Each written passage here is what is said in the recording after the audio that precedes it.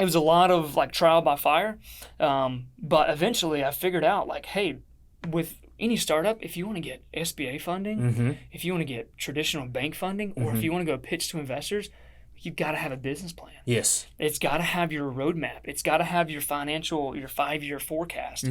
And I got to be honest, the business plans I've written for these entrepreneurs, they're really good at a product, but they're terrible about creating where their roadmap is. Sure. Right?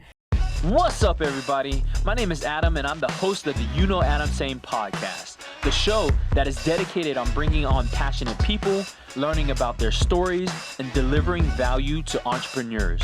So if that's what you're interested in, go ahead and follow, like, and subscribe.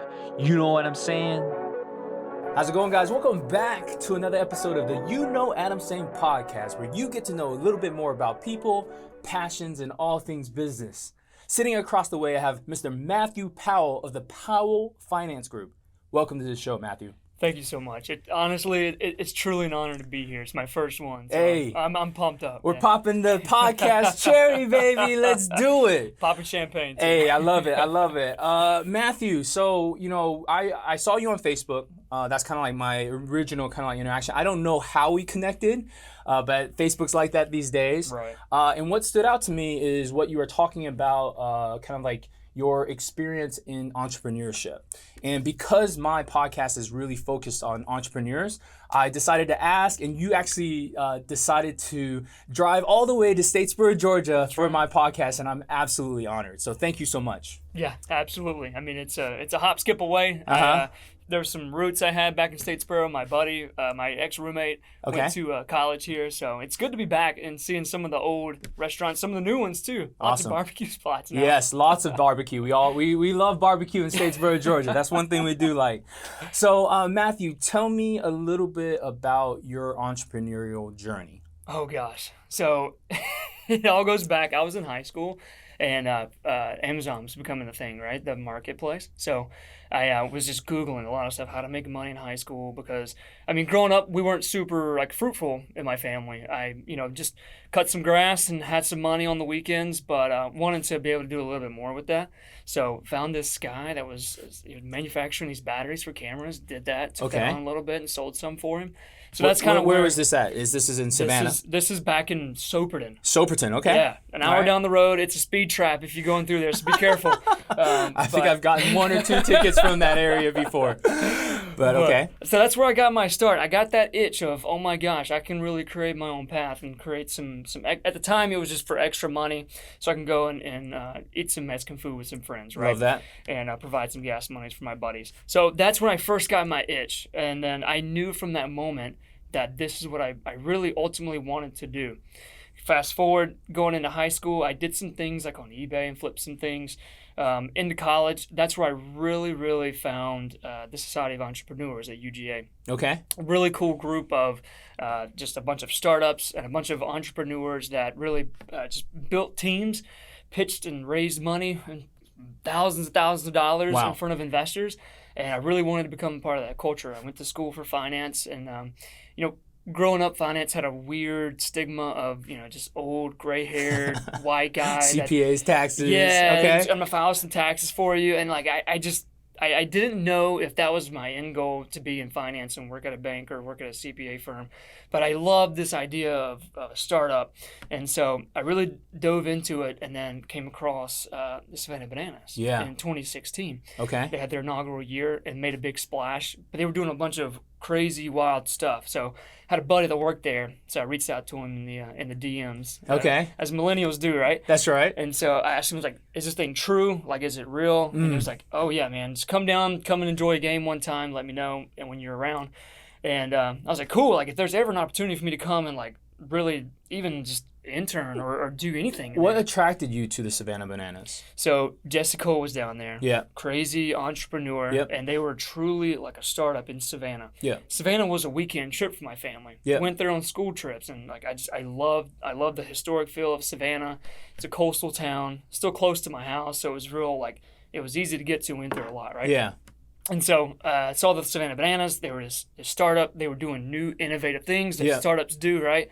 Outside of just a classic baseball game. Yeah. They were throwing bananas. So when did you come onto the team? Like, was it at the very beginning or kind of like? It was in 2017 when I reached out and said, hey, if there's any opportunity.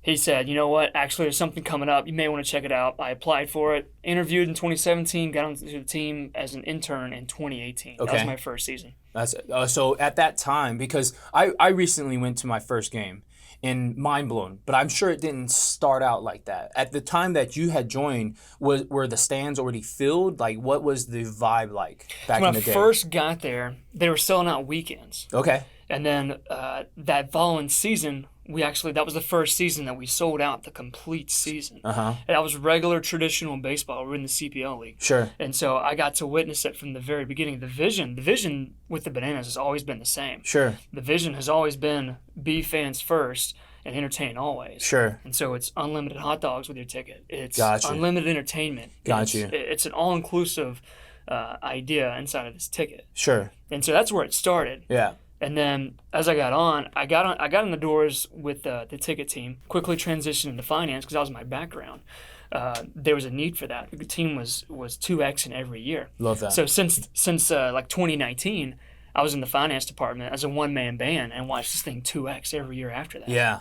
How were you able to manage everything? You know, because like you were brought into it kind of like very startup-like, and you said that you were by yourself. Did you have a team behind you at all? Right. So there's a bunch of help, right? Everyone in the office wore a bunch of different hats. And in the beginning it was, hey, like this is a bootstrap thing. We're gonna get it done as efficiently as we can, but also like as bootstrapped as we can. And so I gotta be honest, a lot of it was figuring it out. Yeah. We wrote a lot of policies ourselves. We like experimented like crazy. Like I mean, there was one season back in like during the COVID times where we were doing one experiment, like new thing every single week.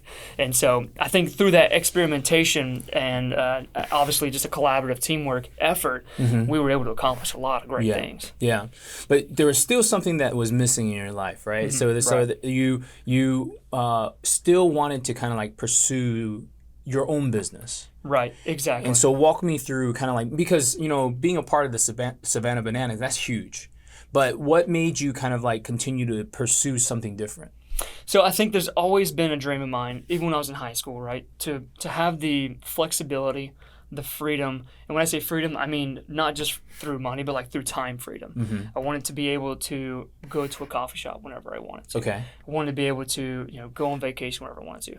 And I wanted to be really with my family whenever I wanted to and not have to be on someone else's time or helping someone else live their dream. Like I had my own destiny that I wanted to pave out, right? Understood. And so in the beginning, I had my intentions of coming, learning, and really soaking up as much as I could. But with the ultimate goal of I'm going to go and do my own thing. Gotcha. So they were always on board with that. And so it was They supported you. 100%. So sometimes, businesses feel threatened by that, right? Because I would say some of the brightest are your entrepreneurs that come in through your organization that want to go out and achieve more.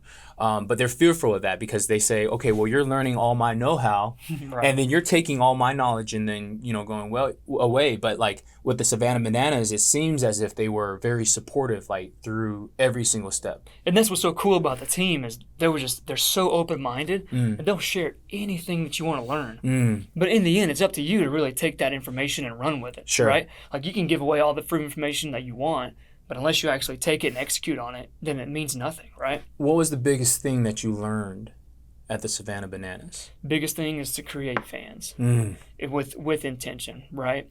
The money is a byproduct. Everything will take care of itself, even if it's in a pinch. But if you take care of people first, then it all comes back around, Gotcha. right? And I think that's the biggest thing. They always harp on, we do this for the fans. Yeah. And I think that's the biggest thing I can take away from that is if I can pour into other people, pour into startups, then I know it'll come back around. Love that. Yeah. So now you're kind of like in the mode of I want to pursue something else. At what point did you make that leap of faith and to say, hey, look, I'm leaving kind of like the security of an organization and going off on my own? Right. So At UGA, we did this boot camp accelerator, and we're in week 4 of 6, and we had to come up with a business plan. We had no idea. We're a bunch of college kids selling T-shirts and hats, right? We had no idea what we were doing.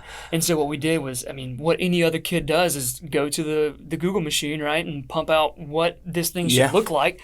And we put some things together, and it wasn't the prettiest thing ever, but they let us through, and then we pitched this room full of business owners and like Shark Tank style. Okay. And pitched this business in front of like 8 judges. What was the business? It was a T-shirt and hat business.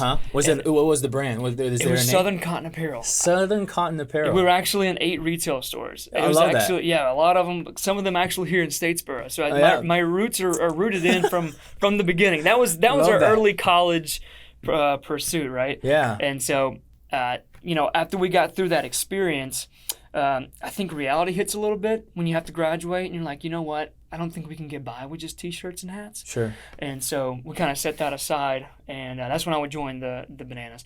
Anyways, while I was there, I got onto some freelance platforms where people were asking for help writing these business plans. This was in college still? Gosh, this is still in college. Okay. And I'm like, you know what? I can probably help some people figure out how to write a business plan. I went through the same pain. Like it was a lot of work. It was hours and hours of pouring into this thing, and it was a lot of like trial by fire. But eventually, I figured out like, hey, with any startup, if you want to get SBA funding, if you want to get traditional bank funding, or if you want to go pitch to investors, you've got to have a business plan. Yes. It's got to have your roadmap. It's got to have your 5-year forecast. And I got to be honest, the business plans I've written for these entrepreneurs, they're really good at a product, but they're terrible about creating where their roadmap is. Sure. Right?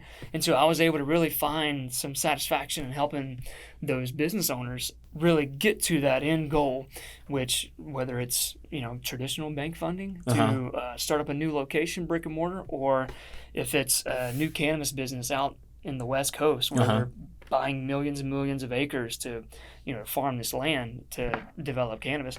The industries that I've helped is like all over the place. Sure. But I think in the end, it's really cool and satisfying to be able to really be a catalyst for those startups to really be successful and drive and create this roadmap for them. So a bit of awkwardness here, and I'm just going to be completely honest. As an entrepreneur, I spend time in fleshing out the idea, but I never formally write a business plan. Why?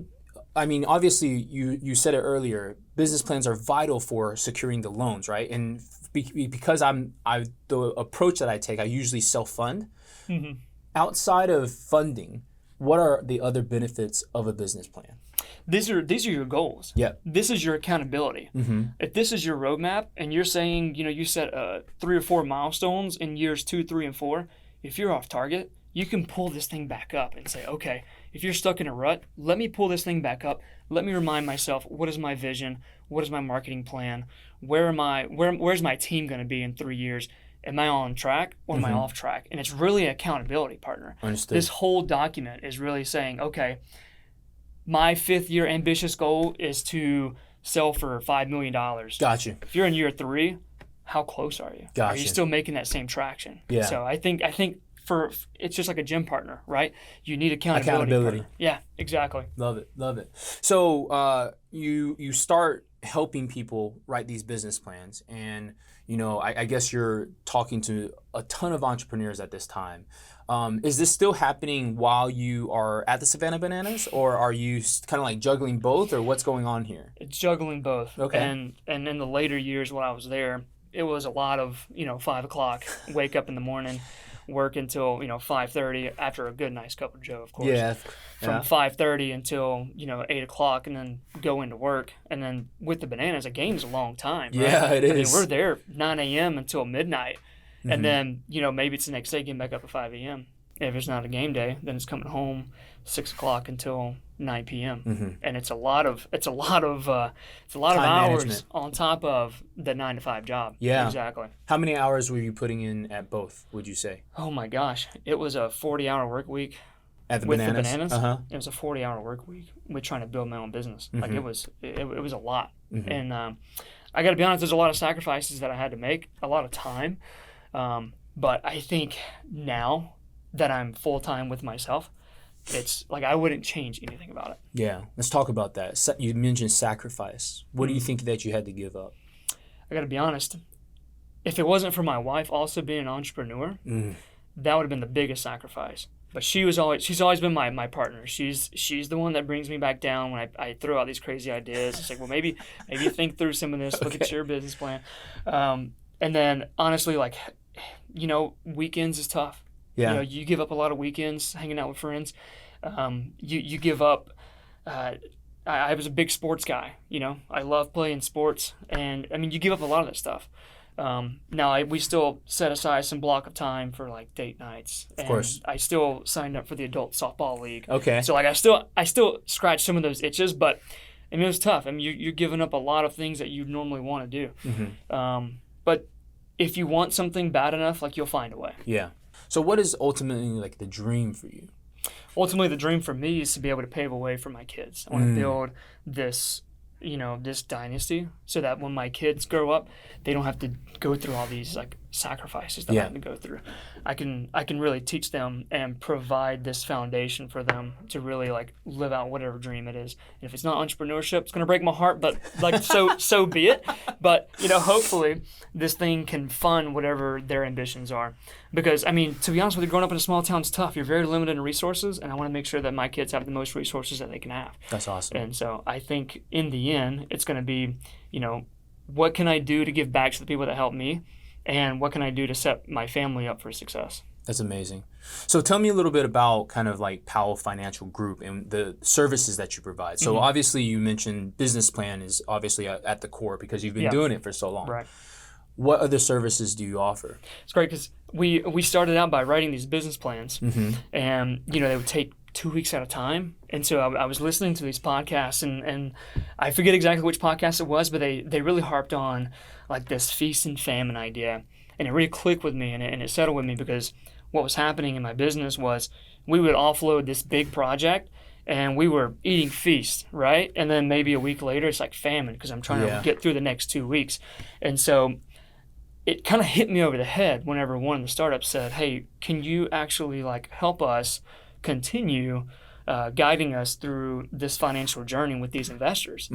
And so one of my plans actually got funded with investors for a lot of money. Yeah. And so now they needed like a lot of help. And so I was like, oh my gosh, like of course, let me look and see exactly how I can help you by doing the same thing that I was doing with the bananas, right? Yeah. So I took that and I said, well, if I can help them grow 2x, why can't I help someone else grow 2x? So then became this idea of like a fractional CFO because they're a startup. They can't afford this $250,000, gray-haired old guy to come in and help them run their finance department. But they can hire a fractional guy that can show them the ropes and set that foundation for them so that they have a good runway. And then they have a mediator between these investors that are throwing so much money and putting so much pressure on them where they're just good at the product. Sure. They want to spend time on focusing on developing the product. And I can come in as a fractional CFO and I can handle their bookkeeping. I can handle their controller services. And then I can really be this fractional forward-looking CFO to help them create that roadmap and keep them on track to that 5-year forecast that we just built. Right? And so what I realized is CPA firms, they want to do your bookkeeping and they want to do your tax at the end of the year.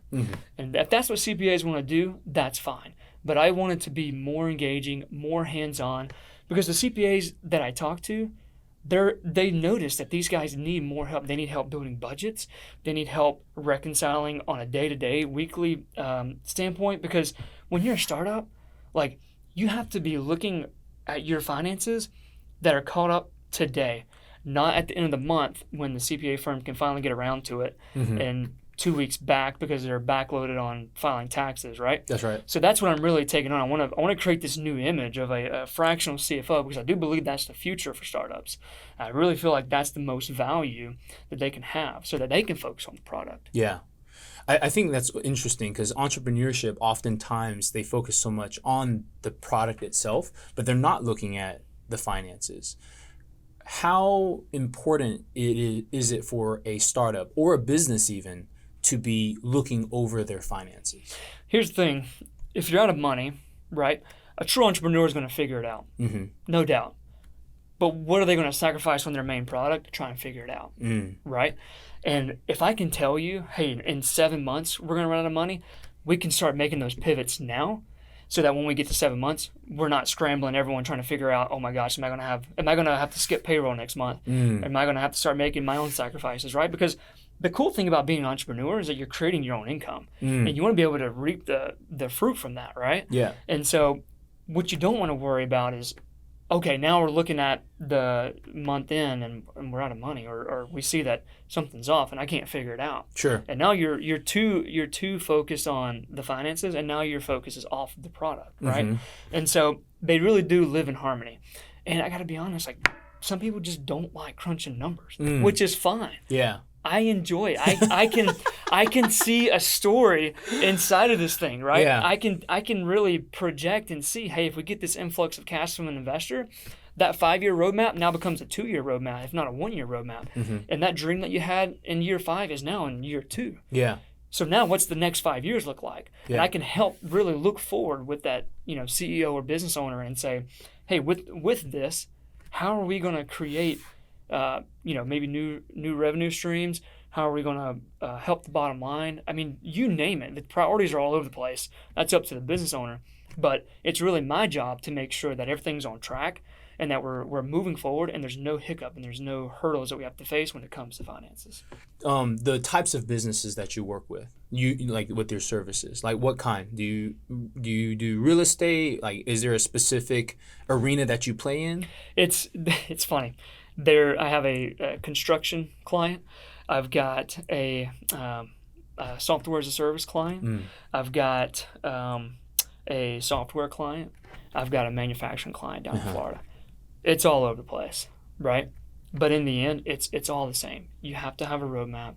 You have to have your finances tight and orderly, right? Because the last thing you want is in, year 5, IRS come knock on your door and say, "That's right. Hey, let's go look back, 3 years and see what's going on." That's right. And they go and they pull out a notebook, right? And so in the end, it's my job to, 1, align with their vision, the entrepreneur's vision. 2, make sure that I'm giving the most up-to-date information so that the CEO and the business owner can make an informed decision, and it's not a gut decision. Let's change directions for a little bit. I think, something that a lot of the audience might be looking for is, well, how do I start out writing a business plan? Like, can you give us some tips about how to even begin? Absolutely. I mean, I think with a good entrepreneur, you're going to find a few things. You're going to find market opportunity, and you're going to find friction points. So I would challenge anyone that wants to become an entrepreneur to really write down 3 to 5 friction points in anything you do about your day-to-day life. If it's, waking up and the Keurig takes 30 seconds and I wish it took 10 because I have a meeting in 5 minutes, and an entrepreneur's always on the hustle, right? Sure. Or it's, I want to figure out how to see how long it's going to take for me to go through the McDonald's drive-through here in Statesboro, Gotcha. right? Because I got a 2:30 call, and I got to get back on the road, and I haven't had lunch yet. You know what I mean? So I think it's challenging yourself to really find those friction points, because that's what we do as entrepreneurs, right? We solve things. That's right. And we're solutions to real-world problems. That's right. So you have to be intentional about it. You can't just say it and not do it. I ran across too many people with ambitious dreams, and it stops there. It stops with a dream. Yeah. And, you have to take a little bit of risk. And there's a lot of sacrifice that you do have to make. I would be crazy if I told you that I could just quit my 9 to 5 and start from scratch today. You know what I mean? I had to build this thing up alongside my 9 to 5. Funded a lot of it too, actually. Yeah. And so there's a lot of things you have to sacrifice. I mean, you can't go and buy the new truck. Like, you can't go buy a mansion. There's a lot of things that you have to really set aside. It's delayed gratification. And so that's my challenge. Write down 3 to 5 things a day, friction points that you see in your day-to-day life, and see how can you go and solve those things. Because I got to be honest, anyone can go and start a pressure washing business and compete with 1,000 other pressure washing businesses because you saw it on YouTube, right? That's right. But those guys on YouTube, they're showing you how to do businesses that everyone else can start, and it's so entrepreneur focused. Yeah. How can you create a business? Yeah. How can you go out on vacation to Jacksonville Beach for a week and know that your business is running itself? And I'm gonna step on some toes here. Sure. Right? But as a real estate agent, why can't you go out of town on a weekend and enjoy your life and let the business run itself? You know what I mean? Well, I think a lot, like I actually just had this conversation today. I think a lot of people start a business, but what really they're starting is a job that they own, right? And that job basically will hold them there, and then they will work through like everything. They're not creating the systems, processes. They're not looking at their financials to figure out how they can release themselves and have a actual business instead of a job. Absolutely. I read a book, Rich Dad Poor Dad. Yep. Robert Kiyosaki, and he talks about the cash flow quadrant, and he talks about a true business is one that you can go out in a week. Your systems, like you were talking about, the systems and the processes and the people are in place to make sure that thing is like that wheel is still turning, and that thing is still moving down the field, and it's not, oh well, I am on Labor Day weekend I'm grilling and I have to take 3 phone calls. Yeah. You know what I mean? Like I think the cool thing about entrepreneurship is that you can pave your own life, and if you want to go to to the mountains in a weekend and just unplug, you should be able to do that. Like you've put in the hours and you've put in the work to be able to do that. Like you should definitely enjoy being an entrepreneur, but at a sacrifice. That's right. Love that. Are you taking on new clients now? Absolutely. I've got one more that I'm going to take on the fractional CFO front before I have to start expanding my team. Yeah. And how big is your team? So right now I've got a writer. Okay. I've got an analyst, and I just brought on a bookkeeper. Okay. So we're a team of 3 right now. We're a bunch of knuckleheads that we're just tackling these projects one by one and helping me through my ongoing clients, right? Yeah.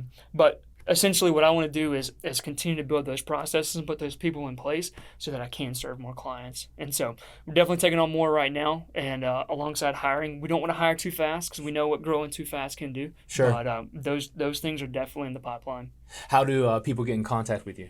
Right now it's the website, PowellFinanceGroup.com. It's a creative name, by the way. My wife tells me all the time I create the most creative business names ever. So it's PowellFinance.com. Okay. And then there's a million contact me, and I want to get on the phone with you because I want to really walk through what you're doing. I want to get to know you first. Yeah. I don't want to just take on some guy that's going to want to just throw money at something and hope someone can figure it out. I want someone that's involved and someone that if I need to mentor along the way, I can do that. Yeah. Because I know I definitely wanted that as well when I was young. That's right. That's right. Well, I have to thank you so much for coming on to the podcast. Is there anything that you'd like to leave the audience with? I would tell people, whatever that dream is, just understand that there really is a lot of work to get there, and it's okay. If you make those sacrifices now, it's a delayed satisfaction, right? And the rewards are only as much as you put into it. Whereas if you're 9 to 5, you can do whatever you need to do to get by, and that's fine. If that's what you want to do, go for it. But if you want the nice cars, if you want to get into real estate, and if you want to see the things and pave your own way, you've got to make those sacrifices. Love that. Thank you so much for your time. Welcome to the show, and we'll be in touch shortly. Thanks so much. Cool. It was a pleasure.